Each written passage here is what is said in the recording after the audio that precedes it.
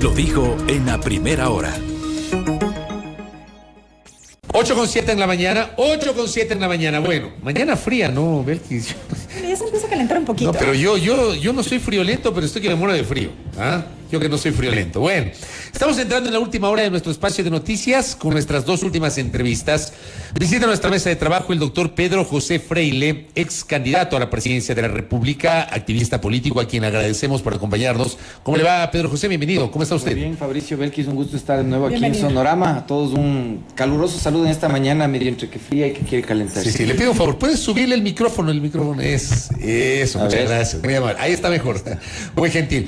A ver, estamos entrando a la etapa de definiciones de cara justamente a las elecciones del próximo año. ¿Qué quiero decir con esto?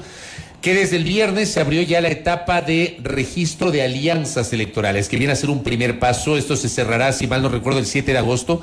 O sea, estamos hablando de un mes más o menos para que las organizaciones políticas que quieran puedan aliarse con otras y registrar oficialmente aquello. Y esto va de la mano con posibles candidaturas. Quiero hacer la pregunta directa. ¿Usted va a ser o no candidato a la alcaldía de Quito, Pedro José Freile? Vine, de hecho, dispuesto a contestar esa pregunta esta mañana, hasta con Cachina Nueva, Fabricio Belkis, y la verdad es que tengo que contarles otra cosa. O sea, vine con la gana de contestar que sí, no puedo contestar que sí el día de hoy, porque mientras estamos aquí, en otra parte de la ciudad, se siguen reuniendo precandidatos a la alcaldía de Quito, sin organizaciones políticas en su entorno, sin entender que alrededor de esto hay un juego de organizaciones políticas.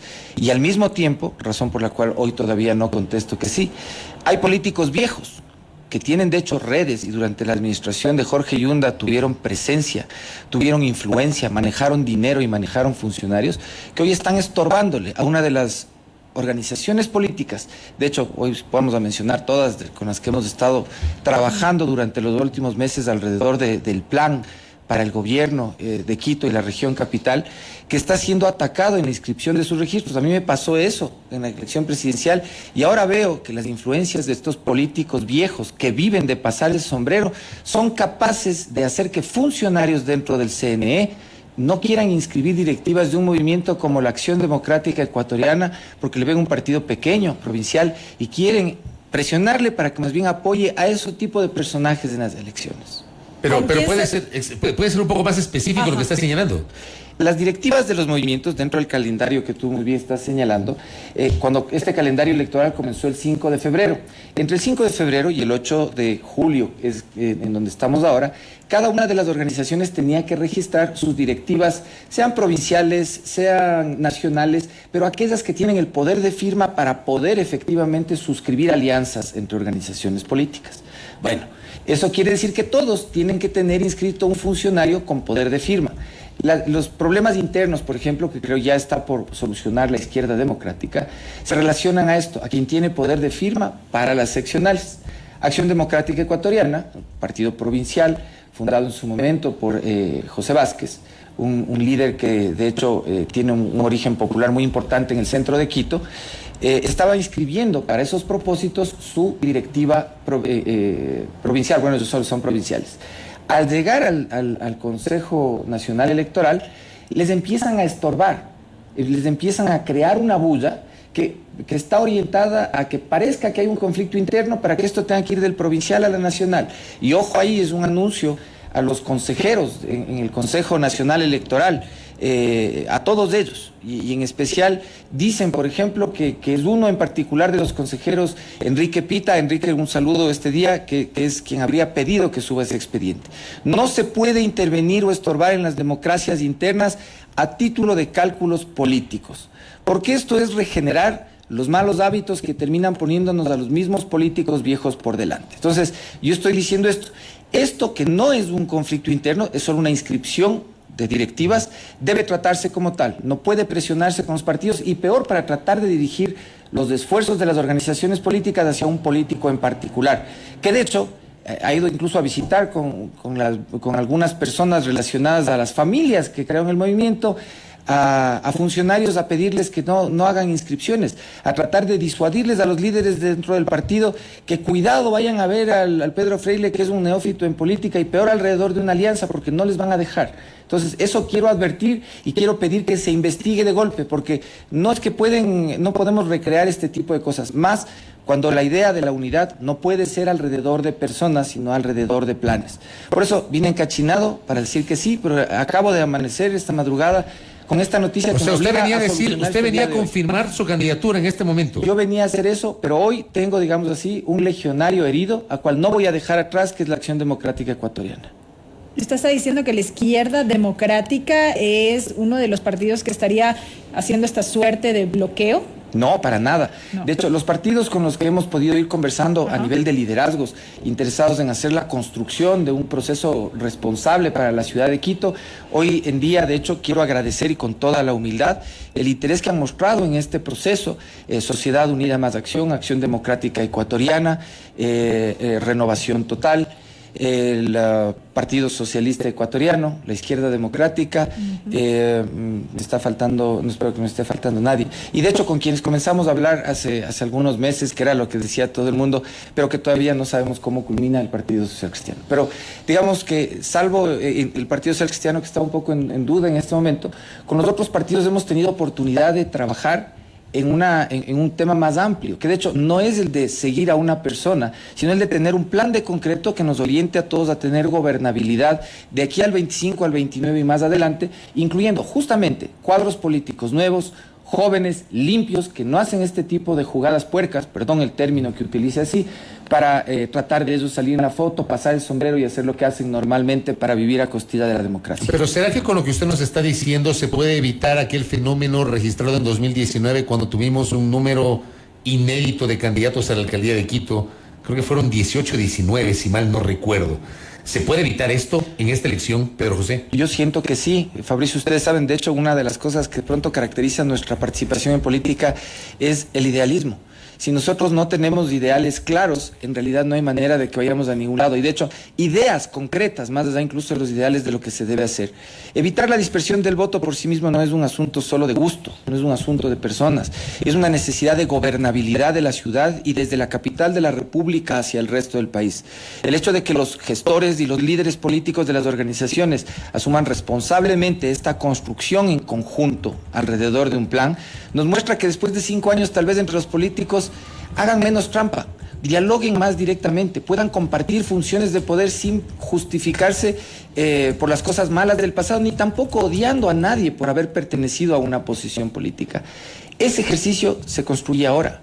Y de hecho, mi intención es hacer que el ADE pueda registrarse. Creo que eso es justo y necesario. Alguien me decía, mantén esas cosas off the record. No lo voy a mantener ¿Qué off the pasa record. si no se registra el ADE? Ya, ¿cuáles son las opciones? Porque esa es una posibilidad, que no se logre registrar. Me parece que sería una mala señal a la democracia del país. Me parece que la autoridad electoral nos estaría demostrando que el estilo de gestión de Diana Catamaína ha vencido la capacidad de que tengamos una democracia de mejor calidad. Creo que la democracia del amarre nos estaría subsumiendo a todos en la necesidad de que quienes quieren hacer política sí se asusten de que terminan en manos de personas que viven de la coima en el trámite o de la presión política indebida. Pero, como les digo, esto es algo que tengo la obligación moral de solucionar. Porque decir que sí dejando a alguien atrás es fácil y las cosas hay que hacerlas con la seriedad del caso. Aquí a nadie se le deja atrás. La ciudad necesita de todos unidos y lo primero que debe hacerse es hacerlo con el ejemplo. Ya me decían, no vayas ni a hablar de eso en el radio, esas cosas se arreglan en el lobby del hotel, se arreglan conversando con fulano. No, señor, de aquí en adelante es juego abierto, es juego limpio y es así como tenemos que mostrárselo a la ciudad y al país. Y en este sentido, ¿tiene esperanza de que prospere su candidatura? Y de ser así, ¿qué es lo que caracteriza este plan de acción para la ciudad? Si venía dispuesto a contarte que sí directa, o sea, si me va a preguntar el Fabricio o la Belkis, pero lo que caracteriza este plan es que después de varios meses de recorrer el territorio, que esto que dirán todos los políticos, pero nosotros ya demostramos en nuestro plan presidencial que tenemos esa capacidad científica de poder estar en el territorio, levantar data propia y construir cosas que son eficientes, que de hecho en lo nacional siguen teniendo vigencia.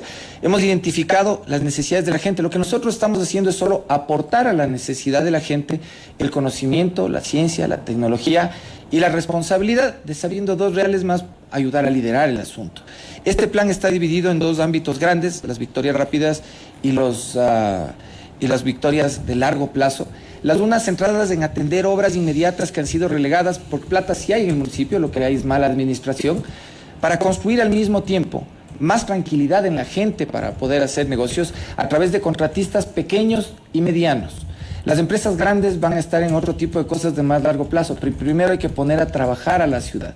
Para eso necesita un profundo conocimiento de la contratación pública y los métodos de financiamiento, pero además de ya saber por anticipado a la propuesta del plan en dónde se ha tratado con negligencia o simplemente con interés el desarrollo de frentes de trabajo. Entonces, hemos trabajado muy en detalle en cómo poder atender eso con un propósito que es bien claro, y es la construcción de respaldo popular. Porque la gente tiene que unirse ya no solo alrededor después de una campaña, sino alrededor de un plan concreto. Tiene que sentirse motivada y orgullosa de lo que hace la ciudad para poder proponer otras cosas más grandes, que va, por ejemplo, a la descarbonización de todo el sistema de transporte. Lo que necesita la ciudad es un proyecto de ciudad, perdón la redundancia, pero termina siendo así. Y ese proyecto de ciudad no existe en este momento y debería emerger de esta campaña electoral que se avecina, Pedro José. Yo creería, Fabricio, que tiene que llegar listo al momento en el cual los candidatos estén proclamados candidatos, porque caso contrario los debates van a ser un devaneo, va a ser un concurso de vanidades y un concurso de pintas nada más. Necesitamos que los temas del plan estén sobre la mesa de aquí a 15 días para todas las organizaciones políticas y obviamente las personas que detrás de esas organizaciones se postularán como candidatos. Nuestra lógica, tal vez hasta presumida, es poner el plan por delante, lograr el apoyo de la sociedad y de las organizaciones políticas en ese orden. Si bien la ausencia de un plan de ciudad no es cosa menor en lo que tiene que ver con la capital, ¿qué es lo que ha venido fallando en cuanto a administraciones desde su punto de vista? Las mafias, el permitir que a los políticos con responsabilidad de atender la representación de la ciudadanía se les pone muy fácil contra las cuerdas. Entonces ellos se acostumbran a vivir con las mafias de abogados que viven haciendo el lobby para las compañías constructoras, las mafias alrededor de los sindicatos que a veces ya ni son parte de los sindicatos, pero que viven de que los contratos colectivos, por ejemplo, estén atrasados 5 años, porque tener un contrato colectivo 5 años les convierte en factores de poder para darles hablando a los trabajadores. Esas lógicas de que los contratos tienen que estar al día, esas tienen que atenderse de inmediato, sacando a las personas que están en la mitad. Yo creo que hasta aquí con esto hay que cambiarle de estructura, porque solo sirve para cohonestar los actos de corrupción más grandes en la contratación, en la generación de términos de referencia y de procesos de financiamiento que terminan abasteciendo solo los bolsillos de las compañías más grandes que de inicio apoyaron las candidaturas en su momento a la alcaldía del señor Loro y del señor Pikachu. ¿Quién es el señor Pikachu, el alcalde? Oiga, doctor, a ver, usted me mencionó algunas organizaciones políticas, pero de todas las organizaciones que usted me ha señalado, cada una tiene una orientación ideológica distinta. O sea, ¿aquí no va a contar el factor ideológico? Definitivamente sí, pero yo sostengo que... O sea, me mencionó la idea, pero también al Partido Social Cristiano, y ahí hay, digamos, y al Partido Socialista Ecuatoriano. Ahí hay unas distancias tremendas, ¿no? Desde el punto de vista conceptual, digo, no ideológico. Yo, de hecho, soy una persona que tiene ideología, yo soy un liberal, tal vez es la posibilidad, eso es lo que me hace posible, que yo pueda con mucho respeto, y de hecho un liberal en los términos modernos, yo veo con respeto la capacidad que tienen las personas de tener convicciones profundas que son coherentes con su modo de proponer y de hacer las cosas. Y en ese sentido lo principal es que la gente sea coherente, no a qué ideología pertenece. Una gente de cualquier ideología, de izquierda puede trabajar con una de derecha. No son posiciones irreconciliables si sabemos para qué trabajar. No sé si ustedes han oído alguna vez esto de la cristalización de las leyes. Estamos en un momento en el mundo, y de hecho vamos a ver reacciones sociales grandes por factores económicos y de ideología respecto de esto. Somos sociedades que nos hemos convencido desde el año 2005, más o menos para acá, y hablo de la civilización humana, de que hay cosas inmutables, de que hay realidades que no podemos cambiar. Por ejemplo, tenemos preconcebido que hambre cero es una cosa que se tiene que lograr para el año 2030, pero la realidad es que estamos ahogándonos en la desnutrición infantil.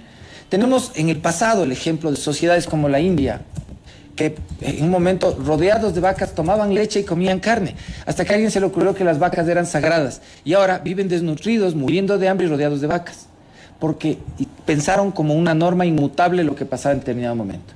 Hoy el Ecuador sufre de un fenómeno de cristalización de algunas ideas. Por ejemplo, la idea de que no podemos trabajar juntos desde distintas posiciones políticas, de que no podemos construir juntos con nuevos liderazgos a pesar de nuestras convicciones. En ese sentido, más importantes que las ideologías son las ideas, porque las ideas nos comprometen en el reto de valorar las que tienen quienes pensamos que son nuestros opuestos. Las ideologías, en cambio, nos encierran en trincheras que a veces construyen enemistades con personas que pueden ser nuestros mejores complementos. Por eso, al hablar de la unidad, hay que hablar de ideología, hay que hablar de ideas y sobre todo poner por delante los planes que son capaces de devolverle a esta ciudad la capacidad de encontrarnos en posiciones distintas, capital, política, en donde está la cúspide de lo posible, del diálogo y del debate, de la construcción y el reclamo. Esta ciudad puede ser capital, pero solo si somos capaces de empezar a construir juntos un plan desde este instante. Nosotros tenemos una propuesta, la presentaremos Dios mediante este miércoles a las 10 de la mañana, si está además resuelto el tema que he manifestado de entrada, porque sería triste dejar como digo, detrás de un legionario, pero ese momento nosotros vamos a ofrecerle a la sociedad, no solo a las organizaciones políticas, un plan, una visión de un plan con qué hacer. Para hacerlo, de hecho, con mucha humildad hemos estudiado los planes que en su momento utilizó el general Moncayo, los que utilizó en su momento Mauricio Rodas, los que utilizó en su momento Augusto Barrera. Y hemos tratado de entender, y ese es lo lindo que tiene el laboratorio de la historia, qué de lo que se dijo se logró hacer, por qué se logró lo que se logró, qué de esos procesos es positivo y se ha olvidado por cuestiones ideológicas, qué de esos procesos no hay que repetir. Y definitivamente lo que sí hemos identificado es por dónde las mafias se han hecho del poder. Y yo sé que es peligroso decir eso, pero esa es la lucha que yo estoy encantado. ¿Por dónde las mafias se han hecho del poder en el caso local, en el caso de Quito, Pedro José? Desde las elecciones de concejales, permitiendo que capitales sucios con intereses directos primero entren en los sistemas de elección. Sistema electoral es por donde entra la puntita. Entonces entra la plata sucia, entran los compromisos permanentes, entra la esclavitud después de los servidores, con unos proyectos que son económicos, que son financieros o que son personales, pero que no son de la ciudad, que no son realmente relevantes tampoco para la vida de los ciudadanos, para poder darnos prosperidad de ninguna manera, ni seguridad mínima, acaso. Entonces eso entra por ahí y se localiza después en las gerencias de las empresas, en los cientos de puestos de asesorías, en los 22 que ocupan el despacho del alcalde, en los 6 que ocupan los espacios donde están los concejales y miles de consultorías chiquitas que siguen reproduciendo en documentos costosos ideas sobre planes que jamás llegamos a ejecutar. ¿En dónde está la corrupción? Está en esos factores de poder que saben cómo meter la puntita. Entonces, a esos que tienen cómo meter la puntita hay que cortarles la lanza.